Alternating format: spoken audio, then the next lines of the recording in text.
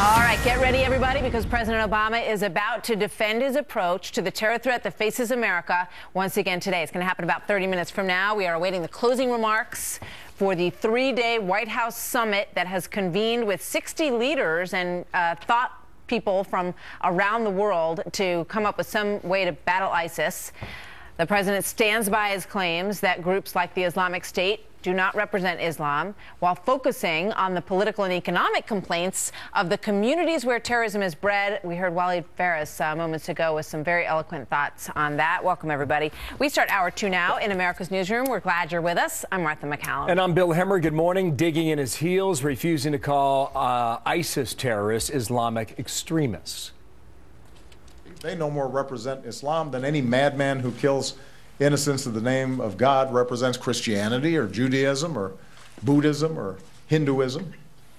No religion is responsible for terrorism. People are responsible for violence and terrorism.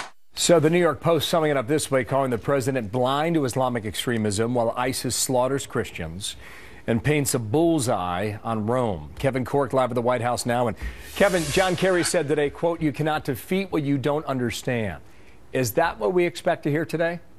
Absolutely right, Bill. And that's been part of the theme. It's more about building bridges and less about bullets, because as you heard the secretary say and have read in his comments today, he's talking about this necessity to understand what is happening that's creating the environment. Let me just share a little bit from his op-ed today, and I think this will be very instructive for the folks at home. He says, among other things, quote, "We have to transform the environments that give birth to these movements. We have to devote ourselves not just to combating violent extremism, but to preventing it. And this means building alternatives that are credible and visible to the populations where terrorists seek to thrive."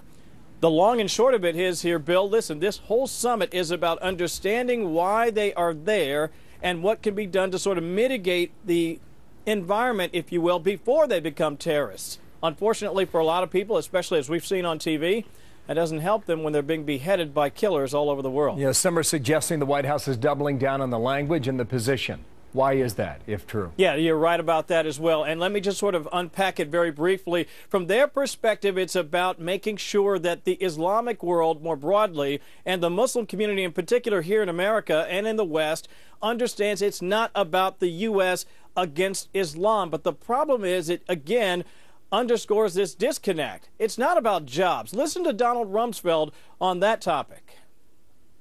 I think it's a little insulting to people who are jobless or poor to suggest that is the cause of terrorism. The overwhelming majority of the people who are poor or jobless are not terrorists. They don't strap bombs on their children or their women and send them into a shopping center to kill innocent men, women, and children. So what he's really articulating is what so many have argued for so long. You can't simply say if they're employed or if the environments at home are great that they won't do what they do. This is much bigger than that to them. They say they believe in a particular sect of Islam, and that's what's guiding them. We're not going to hear a great deal about that probably from the administration, but that will certainly be the backdrop from which they operate today's summit. Okay, Kevin, thank you. Kevin Cork, bit of setup there in the North Lawn. Thanks. Martha. All right, so we're waiting. The president will speak. Once again, we'll see if he doubles down on those comments or gives us anything new today. Take a look at his op-ed in yesterday's LA Times, which maps out his thinking on a lot of this. He wrote in part, quote, "Efforts to counter violent extremism will only succeed if citizens can address legitimate grievances through the democratic process." Ed Henry had some questions about what exactly that meant. What legitimate grievances do you think they have that should be taken to the democratic process? Well, I think when we were talking about ISIL leaders, there is nothing that they could possibly use to justify the brutality that we've seen them carry out. What would the legitimate grievances of either ISIS or any other extremist group be? I don't have the op-ed in front of me, but I believe that's actually a reference to the efforts of the administration and obviously local law enforcement and other community leaders here in this country to prevent ISIL from succeeding in recruiting and inspiring people to join their fight. So there was that.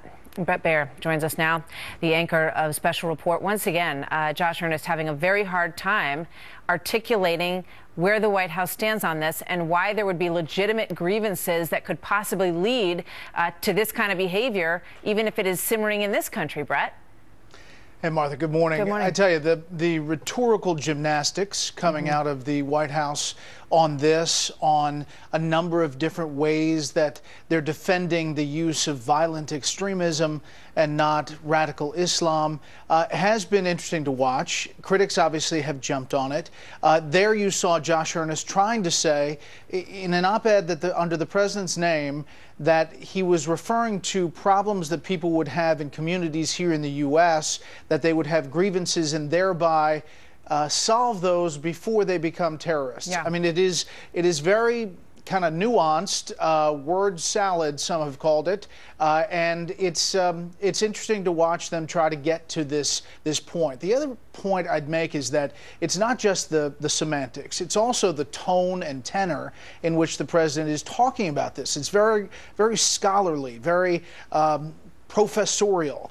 And I think that there are some on Capitol Hill and really throughout the country who, in the wake of ISIS actions, would like some more passion on this front. I mean, we've heard, it said many times, like, is the president living in a different world from what's actually going on the ground?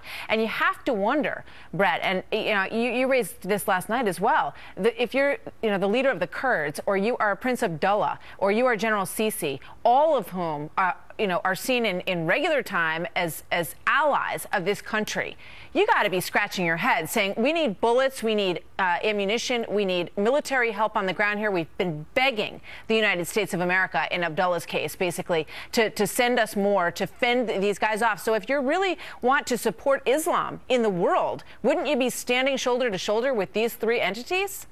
Well, that's the question. For all the talk we're talking about words, those are actions that have not happened directly. The Kurds on the front lines fighting ISIS in northern Iraq, they are still fighting with ancient weapons, stuff that is really old. And all of the high-tech stuff that the U.S. left behind in Iraq is with the Iraqi forces in Baghdad, and the process to get them in the front lines has really been backed up. And then when you talk about Jordan and all of that they need, there has been a bureaucratic holdup and red tape in that as well. So those are actions, not just words, and that's the important stuff. But the president doesn't address these things. I mean, if we are, in the middle of this confrontation, which clearly we are in the global sense, he doesn't talk about. They did talk about the fact that they're now going to arm the moderate rebels in Syria. That was asked for 2 years ago. What form is that going to take? What shape is that going to take? And how are we going to step it up quickly enough to actually make a difference in Syria? I mean, that's a great question. I mean, this civil war essentially has been going on for 4 years. And why has it taken this long? Now you have the former ambassador there, Ambassador Ford, saying, you know what, now's not the time to arm them because we just don't know all of the elements of them. And I think there are some real problems with policy, not just semantics, that critics are hitting on. I read something today, I think it was in the New York Times, when someone said, if you're talking about your talking points, it is a bad sign to explain why you're saying something the way you're saying it. And that's where this White House seems to be. Yeah, and there are many in the Islamic world who are asking for our help, and they're on the right side of this equation. So if the president feels that strongly about Islamophobia, that might be, that is clearly something that I think a lot of Americans would like to hear more about. Brett, thank you so much. We'll see you tonight. See you, Martha.